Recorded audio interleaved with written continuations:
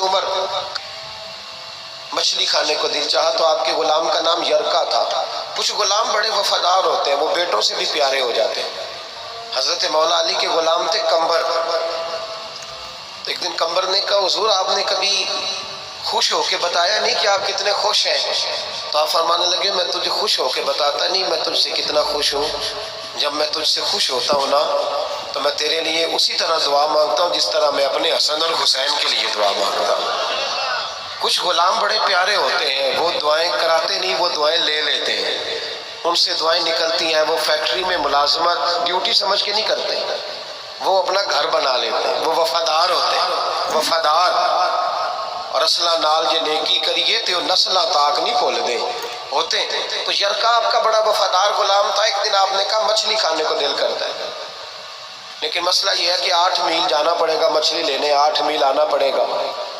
رہنے دو، کھاتے ہی نہیں، چھوڑو اپنے لیے اب چھوٹی سی خواہش کے لیے اتنی مشقت کرنا۔ حالانکہ لوگ لاہور سے گجرانوالے روٹی کھانے چلے جاتے ہیں آج بھی، اور گجرانوالہ والے بھی کہیں لاہور آ جاتے ہیں، صبح نہاری سنیں اچھی ملتی ہے۔ ویسے کہا جائے کسی کو کہ گھر سے اٹھ کے مسجد میں محفل ہے تو کہتے ہیں میں گھٹنے نہیں کام کرتے، کمر میں تھوڑی تکلیف ہے، رات میں دیر سے آیا تھا۔ حضرت عمر نے کہا 8 میل جانا 8 میل آنا میری مچھلی کے لیے چھوڑو۔ وہ غلام کہتے ہیں میں سالوں سے آپ کا خادم تھا، کبھی آپ نے کوئی خواہش کی نہیں تھی، پر آج جب کی نہ خواہش تو میں نے کہا کہ خواہش کر لی ہے اور کی بھی پہلی دفعہ ہے تو میں پوری نہ کروں۔ کہتے ہیں جناب عمر نماز پڑھنے گئے تو مجھے پتا تھا کہ کچھ مہمان آئے ہیں، عصر ان کی ہو جائے گی۔ کہتے میں نے حضرت عمر کے پیچھے نماز پڑھی، ظہر کی 2 رکعتیں سنت پڑھ کے تو میں گھوڑے پہ بیٹھا، عربی نسل کا گھوڑا بندھا ہوا تھا، دوڑا کے گھوڑا میں پہنچ گیا۔ عربی نسل کے گھوڑے کو 8 میل کیا کہتے ہیں؟ کہتے ایک ٹوکرا مچھلی کا خریدا، کئی کلو مچھلی خرید کے تو میں حضرت عمر کی عصر کی نماز ہونے سے پہلے پہلے واپس بھی آ گیا۔ کہتے ہیں گھوڑے کو میں نے ٹھنڈی چھاؤں میں باندھا تاکہ اس کو پسینہ آیا تو خشک ہو جائے، جناب عمر کہیں دیکھ نہ لے۔ کہتے ہیں وہ اس کو پسینہ خشک ہو گیا، جب میں اس کے قریب گیا تو گرد و غبار، وہ پسینہ خشک ہوا تو جو مٹی کیچڑ تھا وہ خشک ہو گیا۔ تو میں نے کہا حضرت عمر تو پھر دیکھ لیں گے۔ کہتے ہیں میں فٹافٹ گھوڑے کو کنویں پہ لے گیا، میں نے اسے غسل کرایا اچھی طرح۔ جب گھوڑے کو غسل کرایا پھر لا کے چھاؤں میں باندھا۔ ہماری خواہشیں ہوتی ہیں تو کیا حال ہوتا ہے، لیکن یہ خواہش پوری کر کے ڈر رہے ہیں، ضمیر زندہ ہے نا، اندر کے روح ختم ہو چکے ہیں۔ فرماتے ہیں کہ جب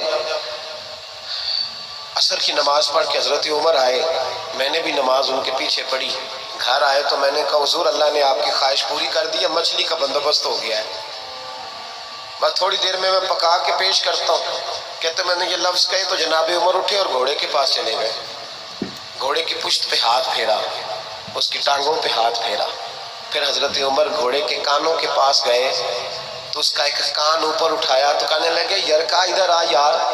تو میں قریب آیا تو کہنے لگے تو نے سارا گھوڑا دھو ڈالا ہے پر کانوں کے پیچھے سے پسینہ خشک کرنا تجھے یاد ہی نہیں رہا، وہ کانوں کے پیچھے تو جہاں نہیں تو نے پانی ڈالا، تو بھول گیا تھا۔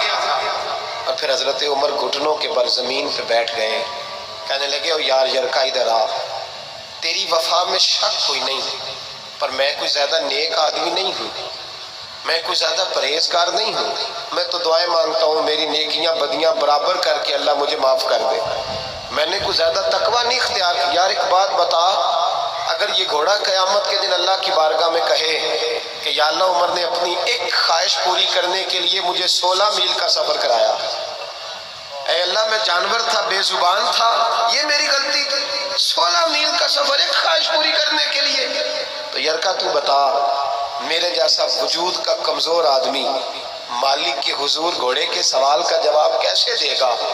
وہ یرکا کہتے ہیں میں اپنے باپ کے فوت ہونے پہ اتنا نہیں رویا تھا جتنا میں آج رویا، میں تڑپ اٹھا کہ حضور یہ والی سوچ، یہ والا، یہاں تو لوگ اپنے نوکر کو 4 تھپڑ مار کے کہتے ہیں پھر کیا ہو گیا میں تیرا مالک نہیں، اس کو رسوا کر کے کہتے ہیں پھر کیا ہو گیا، کوئی بات ہے؟